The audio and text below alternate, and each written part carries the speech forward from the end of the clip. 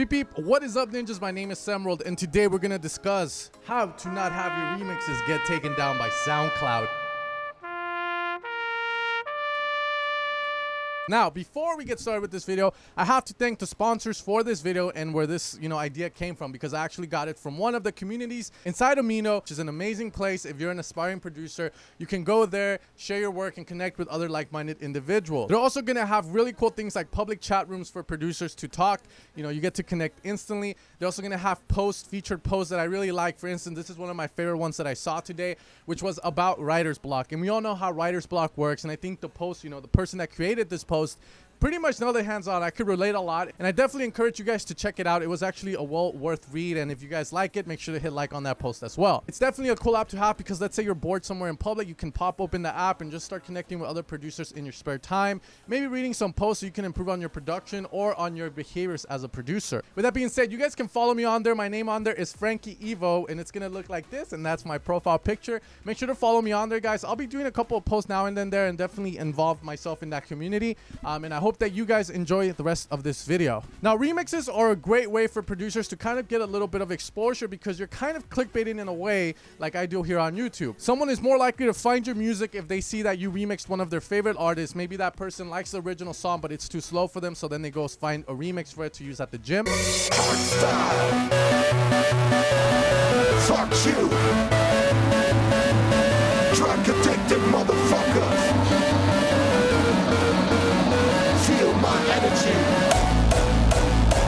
Maybe they're getting ready for the night, chugging down some Budweiser.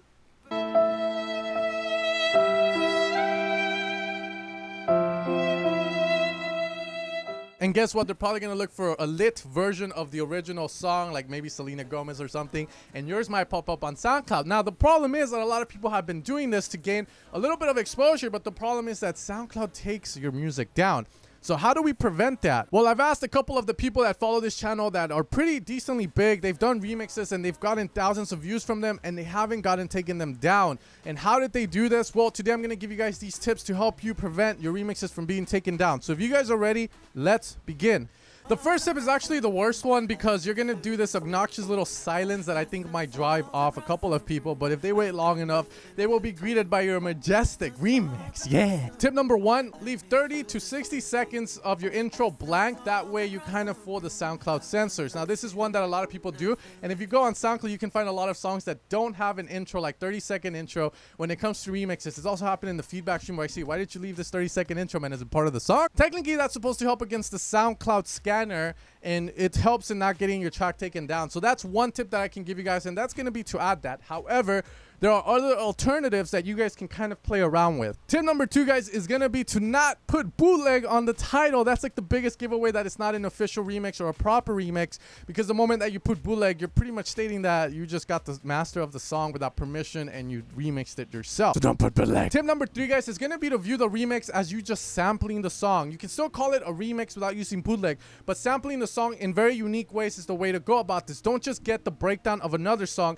use it in your song, and then expect the SoundCloud scanner not to detect it, because that's just going to be weird. Why not try to be creative about the way that you incorporate that song in your song? Because if you listen to official remixes, a lot of these official remixes don't use parts of the original song. So the way to do it would be something like this. For instance, The Prodigy did really creative stuff when they were sampling, and they don't get taken down because it's just so crazy the way they did this. So check this out.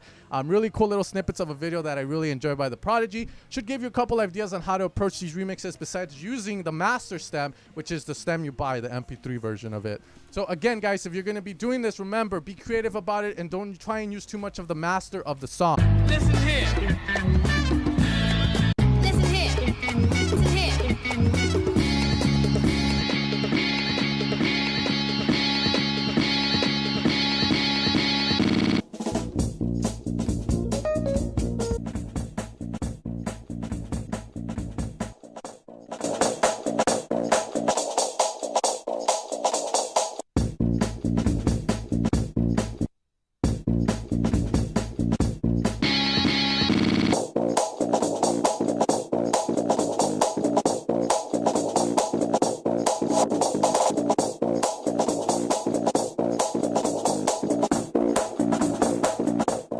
number 4, ninjas, is gonna be to remix not well-known songs, and this is because if you remix Selena Gomez like everybody else, if you remix Ed Sheeran, the first thing that's gonna get taken out are gonna be those type of remixes, because obviously there's a lot of pressure on SoundCloud from those big labels to stop letting these unofficial remixes on the platform.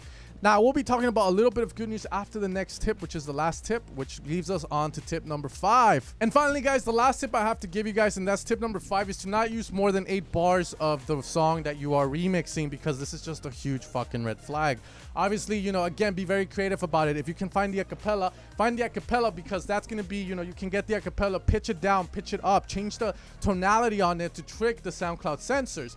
Now, obviously, it's better if you do an official remix, but if you have to go this route, try and find some acapellas.